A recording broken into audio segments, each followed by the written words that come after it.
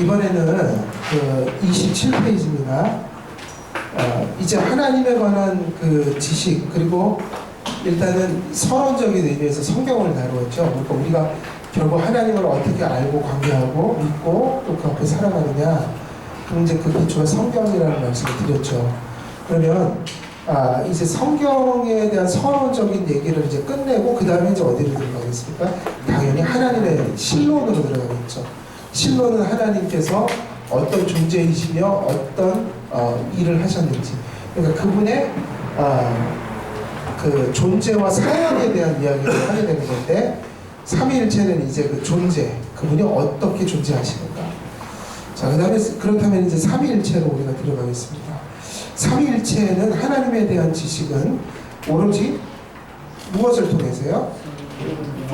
역시 종교개혁자들, 특히 칼빈은 삼위일체를 사변적으로 접근하지 않고 무엇으로 접근할까요?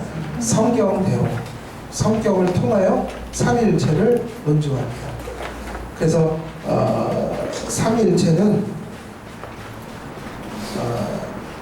결국 이 삼위일체라는 말은 그 비번에 나와 있는 제목이 그 삼위일체가 다루는 주제를 잘 요약해 놓은 것이죠. 뭐라고 되어 있죠? 비번 시작. 한 존재에 하나님의 세 위격의 구별성이 존재. 그러니까 본질에 있어서 하나이며 그 한 본질 안에 한 하나님 안에 무엇이 존재한다는 거죠? 세 위격. 구별되는 위격을 통해서 구별되는, 그러니까는 위격이라는 구별성이 그 안에 존재한다. 그러니까 결국 삼일체라는 것은 본질의 통일성과 뭐를 보는 거예요? 본질에 있어서 통일성과 위격에 있어서의 구별성. 그러니까 하나님 안에는 통일성이 있고 구별성이 있다. 본질에 있어서는 하나이나 위격은 새 위격으로서 구별된다. 이것을 이해하는 것이, 이것의 관계를 이해하는 것이 삼위일체죠. 이 삼위일체 교리는 왜 중요할까 물으면 성경이 계시하기 때문이죠. 성경이 그렇게 이야기하기 때문이에요. 하나님을 그렇게 계시하시고 계시죠. 그러니까 이 삼위일체 교리를 우리가 알고 고백하는 일의 중요성은 이 삼위일체 교리를 알고 우리가 믿음으로 무엇과 무엇을 구별하게 되는 거예요? 우상과 이교의 거짓을 구별하게 됩니다. 사실 이 삼위일체 교리야말로 사실 이 기독교에만 존재하는 개념이죠. 물론 이 삼위일체 비슷한 개념들이 없는 것은 아니지만 이렇게 한 본질과 위격의 구별성이라는 방식으로 하나님을 이렇게 어렵게 전하는 종교는 거의 없는 것 같아요. 그걸 일부러 그렇게 어렵게 전할 리가 없겠죠. 성경이 가진 독특성이다, 이것이. 우리가 믿는 하나님의 독특성이다. 그러니까 이 삼위일체 교리는 예배에 있어서 중요하죠. 그러니까 오늘은 이런 질문도 하게 돼요. 성도들이 우리 한국교회가 교리를 안 가르치다 보니까 예배를 뜨겁게 드리죠. 울고 불고 난리 법석을 치면서 예배를 드리는데 삼위일체가 뭐예요? 그러면 그거를 알아요? 몰라요? 자기가 누구에게 지금 예배 드리는지를 모르고 예배를 드려요. 근데 그게 사실은 우리가 너무 일상적으로 있는 일들이기 때문에 웃고 넘어가지만 실제로는 심각한 일이죠. 삼위일체라는 게 종교개혁자들 이야기를 보면 우상과 이교의 거짓신을 구별하는 중요한 교리란 말이에요. 우리가 예배를 드린다는 것은 누구를 향해서 드리죠? 삼위일체 하나님을 향해 드리는데 그 사실을 모르고 예배를 드리면 그 예배를 하나님께 드리는 것이 아닌 것이 보여지죠. 네. 삼위일체라는 용어를 공격하는 사람들도 많았죠. 삼위일체라는 말은 성경에 나올까요? 안 나올까요? 단 한 번도 이런 용어는 나오지 않아요. 그래서 이것을 반대한다. 그러나 삼위일체의 용어가 없지만 무엇이 존재할까요? 삼위일체의 개념이 존재하니 삼위일체라는 말은 괜히 시비 걸을 필요가 없다. 왜? 그것을 가장 잘 설명해주는 단어이기 때문에 유용한 것이죠. 우리에게는 이런 교리들이 많아요. 예를 들면 언약이라는 말만 나오지 행위 언약이냐 은혜 언약이라는 구분은 없어요. 근데 우리는 구분해야 해요. 왜? 성경의 개념적인 구분이 있기 때문에 그것을 추론해서 끌어내는 거죠. 그래서 용어로 담아놓은 거죠. 그러니까 일반 은총이냐 특별 은총이냐 이것도 성경에는 없지만 어디서 나온 용어예요? 성경의 개념이 그 용어를 필요로 했어요. 그 얘기를 하고 있는 거죠. 성경에는 삼위일체라는 용어를 쓸 수밖에 없게 만든다. 하나님은 본질에 있어서 한 분이시다 얘기하면서 한 분 하나님이 구별되는 독립된 인격을 가지고 인격적 실체가 성경을 보니 존재한다. 그 실체를 보니 본질에 있어서는 한 분 하나님이 위격에 있어서는 성자가 성부나 성령이 아니요. 또 성자는 성부와 성령이 아닌 분으로 또 성령이라는 분이 나타나는데 이분은 역시 성경을 보면 성부와 성자가 아니더라. 그러니까 이걸 어떻게 설명할 수 있을까? 그것을 설명하기 위해서 그 개념을 잘 설명할 수 있는 용어를 채택한 것이 본질이나 아니면 위격이라든지 그리고 삼위일체라는 용어들이었죠.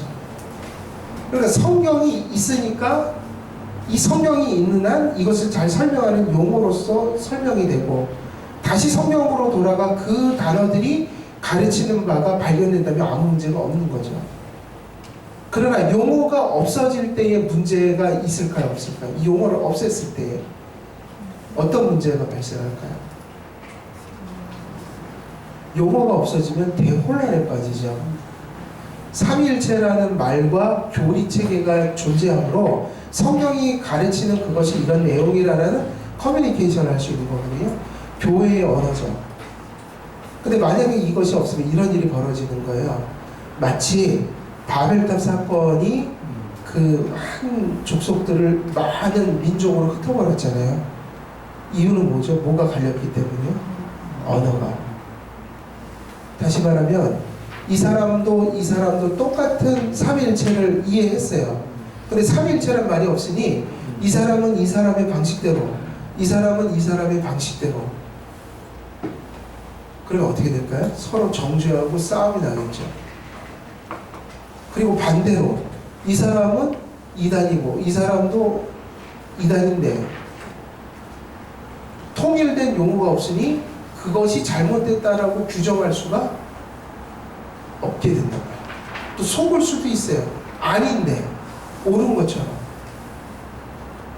그래서 원래 교리는요 성경 해석에서 시작된 거예요. 성경을 해석하니까 이런 개념들이 보였죠. 그것을 표현하기 위해서 체계적이고 약속된 용어로 규정할 필요가 있었고 그래서 성경 해석은 교리를 낳고 교리는 다시 성경으로 들어가야 된다. 그런데 많은 사람들이 교리는 인간의 것이다 라고 비판을 하면서 이렇게 얘기를 하면 그 사람들은 교리를 가지고 있지 않느냐? 그렇지가 않아요.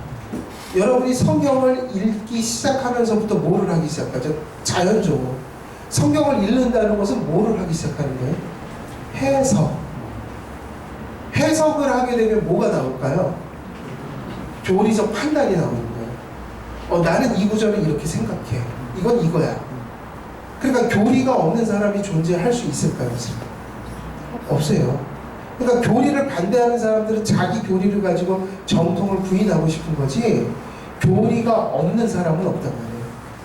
그럼 그게 모순이죠. 삼위일체라는 용어는 성경이 가리키는 개념을 설명해 줄 뿐이에요. 그러면 이제 이런 질문이 제기가 돼요. 그럼 삼위일체라는 용어를 안 쓸 수는 없나요? 다른 용어를 쓸 수 있는 가능성은 없을까요? 있을까요? 없을까요?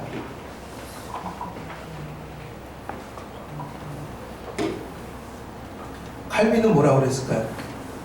쓸 수 있다고 그랬어요. 다른 것을. 근데 언제냐면 전제. 삼위일체라는 용어보다 더 삼위일체의 개념을 잘 설명해 줄 수 있는 용어가 나타난다면 그러면 언제든지 버릴 수 있다. 근데 그런 일이 벌어졌나요? 안 벌어졌나요?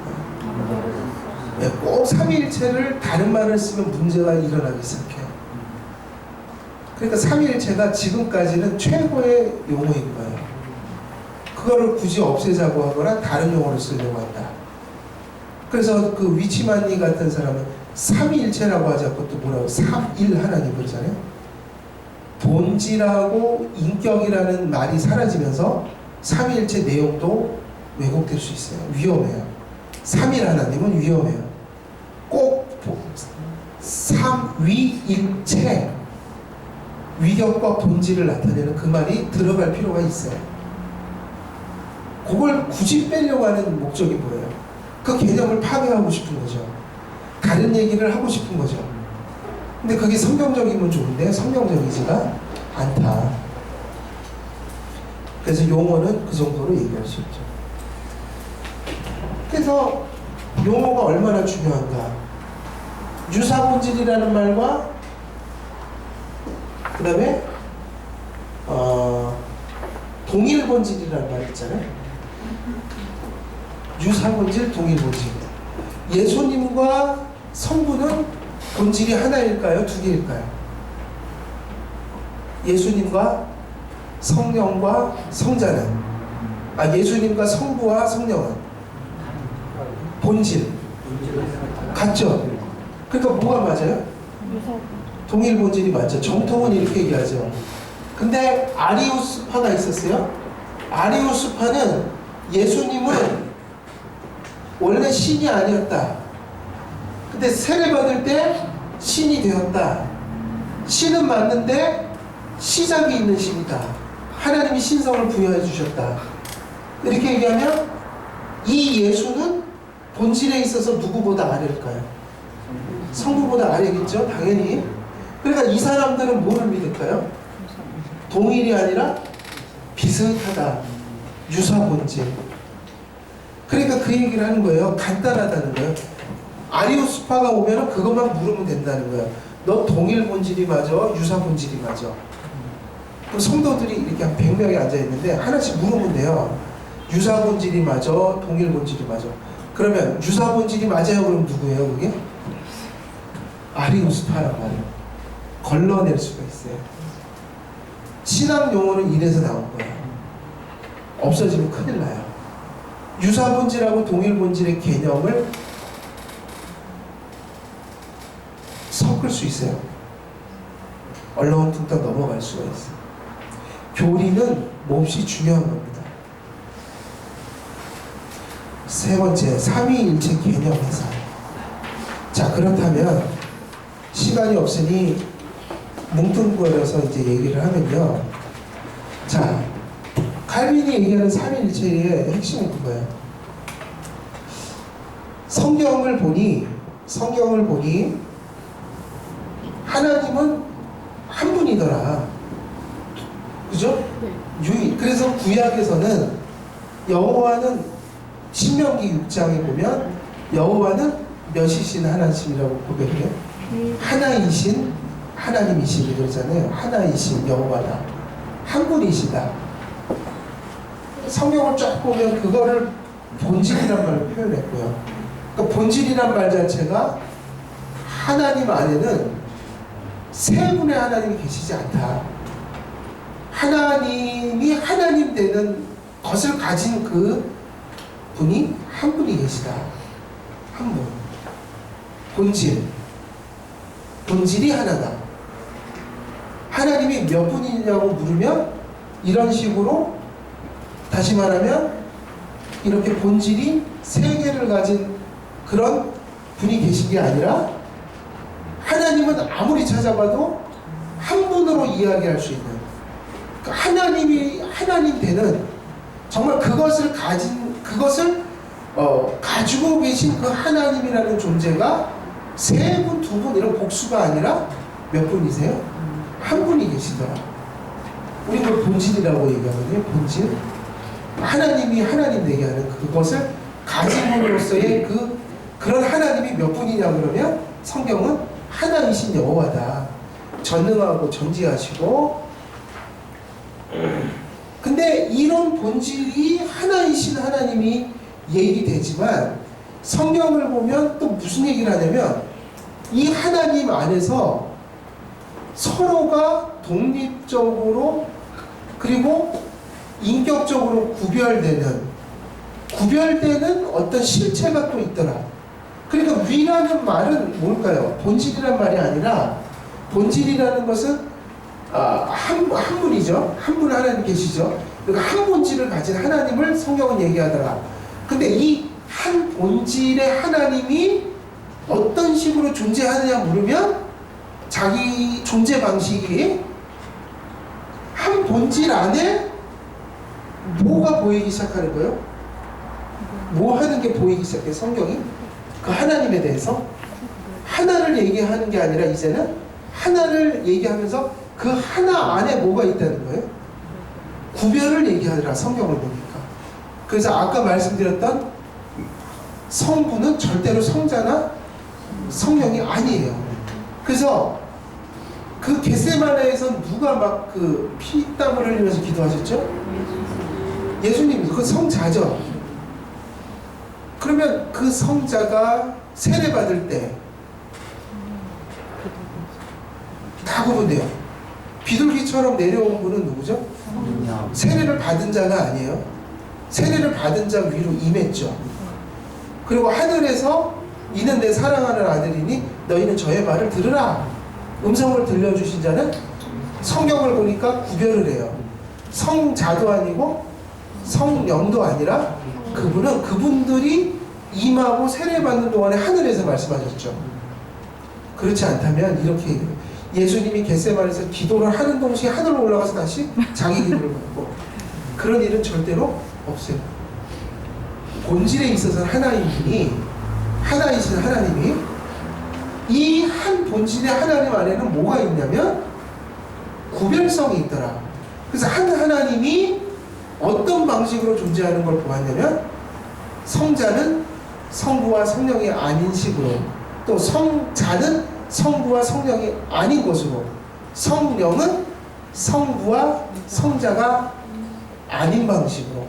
그러면 이 아니다라는 게 뭐냐면 그것을 우리가 위격이라고 하죠. 펄슨이라고 하는데, 그럼 이 위격이라는 말은 뭐냐? 각각 독립된 어떤 실체가 구별되게 존재한다는 거예요. 독립된, 구별된 어떤 실체냐면 인격적 실체가. 그러니까 실제로 한 하나님 안에는 구별되는 뭐가 존재한다는 거예요? 구별되는 실체가 있다는 거예요. 그걸 위격이라고 해요. 그 실체는 뭐냐? 인격적 실체다. 인격적 실체라는 게, 인격이라는 뜻이 뭐죠? 인격. 하나님의 인격하고 인간의 인격은 다르죠. 그 위격이라고 하지만은, 인격성이라는 거는 하나님이 오리지널이라면 우리는 또 인간적으로 추론될 만한 어떤 것을 부여받은 거잖아요. 근데 하나님의 인격이나 우리의 인격이나 인격이라는 말을 쓸 때는 뭐를 의미하는 거예요? 뭐가 구별되는 거죠? 위가 구별되죠? 그럼 그 위가 뭐냐는 거예요. 어떤 의미에서 구별되는 실체가 있냐는 거죠. 뭐가 다르냐? 모양이 다르냐? 뭐 이렇게 물을 수 있잖아요. 그 다른 게 뭐냐, 본질이. 그러면 위격이라는 말은 인격, 펄슨이라는 말을 쓰니까 인격성이라는 게 뭘까요? 인격이라는 게. 뭘 인격이라고 하죠? 여러분, 인격이 뭐예요? 인격은 두 가지를 얘기하는 거예요. 사고할 수 있고 생각하는 거예요. 사고. 하나님은 사고하시죠? 그러니까 일종의 리즌이 하는 일을 하시잖아요. 생각이 있잖아요. 물론 인간과 달라요. 인간의 리즌하고 하나님의 이성은 다를 거예요. 분명히 다르죠. 질적으로. 근데 하나님은 인격이세요. 그 얘기는 무슨 얘기죠? 생각하시는 분이에요. 인식하시는 분이에요. 사고의 영역이 있단 말이에요. 그리고 또 하나는 뭐죠? 의지의 영역이에요. 사고한 바를 의지적으로 의지할 수 있다. 또 행할 수 있다. 그러니까 인격이라는 것은 사고한 것을 의지하고 선택하고 행하는 것을 의미해요. 그러니까 인격적 실체라는 건 뭐 하는 거죠? 사고한 바를 의지하는 존재죠. 이걸 인격이라고 그래요. 그러니까 여러분에게도 인격이 있다고 그럴 때 뭐를 얘기하냐면 리즌과 뭐가 있다는 거예요? 윌. 이게 인격성이에요. 이게 영혼의 기능이에요. 두 가지. 이해되세요?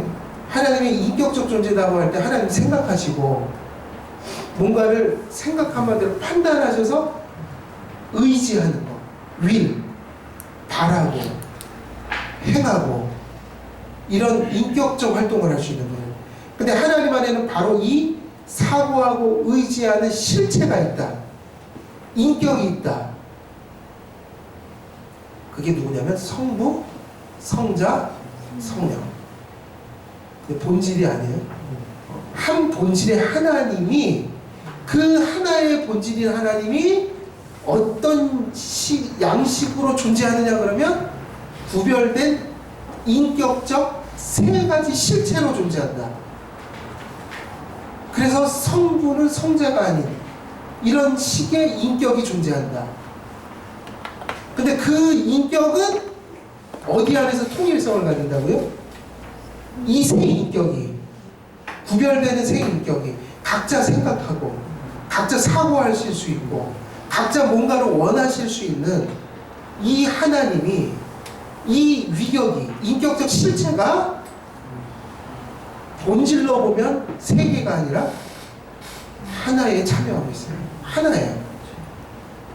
그러니까 위격적으로는 구별이 되고 본질로 들어가면 통일성을 갖는. 그래서 하나님은 몇 분이에요? 한 분인데 그 한 분이 세 분이란 말이 아니에요. 한 분이 구별되는 인격적 세 가지 실체로 그렇게 존재하신다. 그래서 성경을 보면 우리의 사고는 계속 이렇게 나와요. 예수님과 하나님 성부가 대화하고 예수님은 기도하고 하나님은 들어주시고 예수님은 세례 받으시면 성령은 임하시고 성부는 음성을 들려주시고 그리고 구원 경륜적인 삼일체로 본다면 성부는 계획하시고 구원을 성자는 성취하시고 어컴플리시먼트, 어치브먼트 그리고 성령은 어플리케이션하는 적용하시는 이 구별을 해야지만 이게 구별되는 거죠. 인격을. 근데 이것은 세 분이라는 뜻이 아니라 한 분 하나님이 근데 이때 한 분이라고 할 때 뭐를 얘기한다고요? 위격이 아니라 인격적 실체가 아니라 본질이 하나예요. 그런 본질이 하나이신 하나님이 그 안에 뭐를 갖냐면 구별성을 갖는데 그 한 하나님의 구별성이 뭐냐면 인격적 실체예요. 위격이에요. 그래서 하나님은 어떤 분이냐? 본질에 있어서 하나요? 위격적으로 세 위격을 가지신 한 분 안에 이게 중요해요. 세 분이 아니라 한 분이다. 그리고 이제 삼위일체를 마지막으로 정리하면 이렇게 정리하면 이제 이해가 되죠. 그럼 이거를 사실은 우리가 비유를 들거나 사실 그림으로 그리는 거는 적절치 않지만 최소한의 표현을 위해서 그림을 그립니다. 칼빈의 기독교 강요를 보시면 알겠지만 삼위일체를 설명하면서 비유를 쓰나요 안 쓰나요? 비유를 거의 안 써요. 어거스틴만 해도 좀 쓰잖아요. 그 인간의 유리 마음을 가지고 하나님을 설명하려고 하잖아요. 근데 종교개혁자들은 이것마저도 사용 안 해요. 철저히 비유를 들지 마라. 왜? 삼위일체는 이 세상에 없는 개념이에요. 그런 식으로 존재하는 존재는 없어요. 세상에. 신비해요. 그래서 여러분들이 어린아이들을 가르칠 때 삼위일체 갈 때 비유 들면 안 돼요. 방법이 없어요. 그냥 가르치는 거. 깨달을 때까지. 반복해 줄 필요가 없어요. 그냥 암송을 시키든지 커가면서 이제 이해를 시키는 것이지 아이들에게 잘 이해시킨다고 비유를 들면 그거 자체가 어려워지는 거예요. 비유를 들 수가 없어요.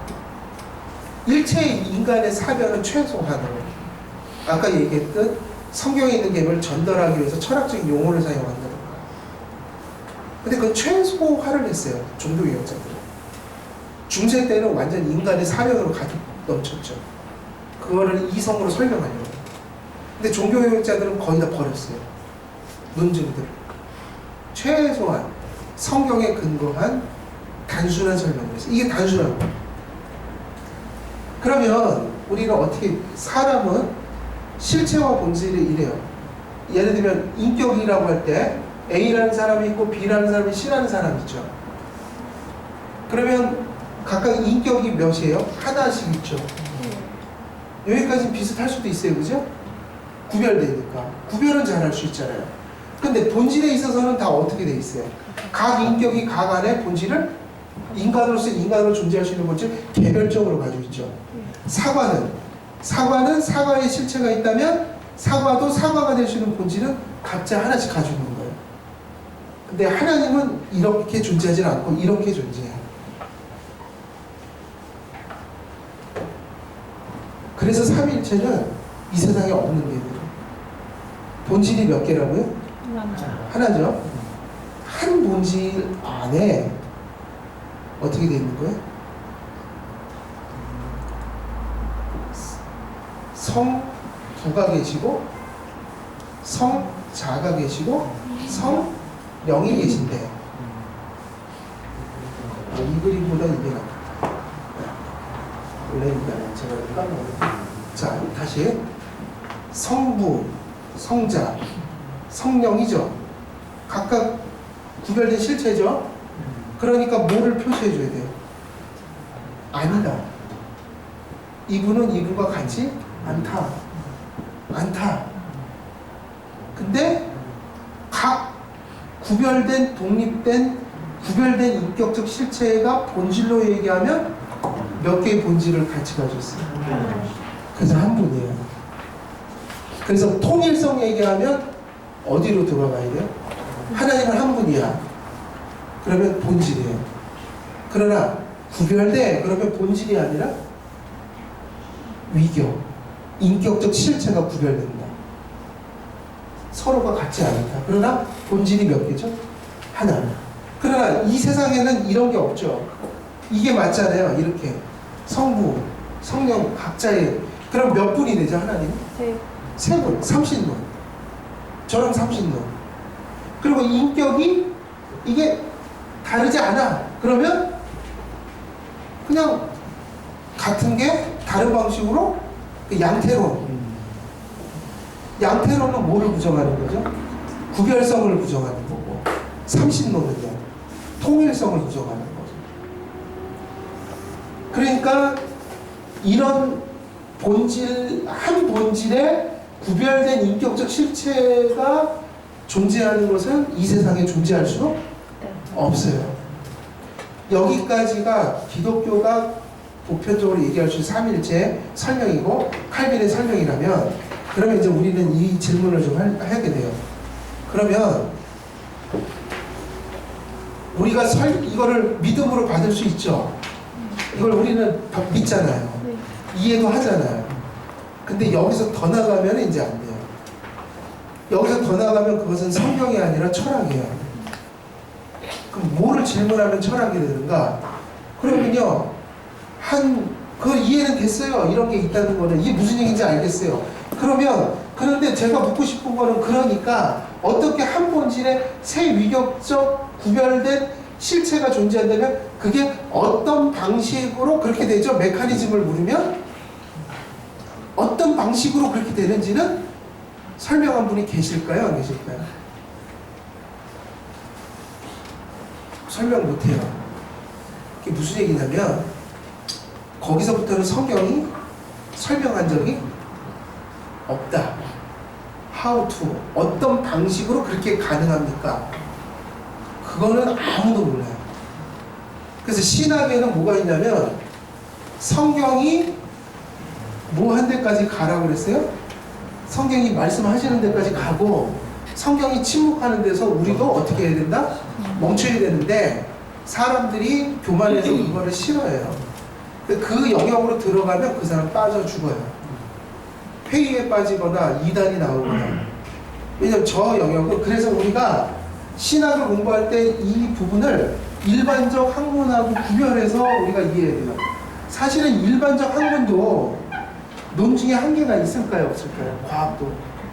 있죠. 설명 못하는 게 있죠.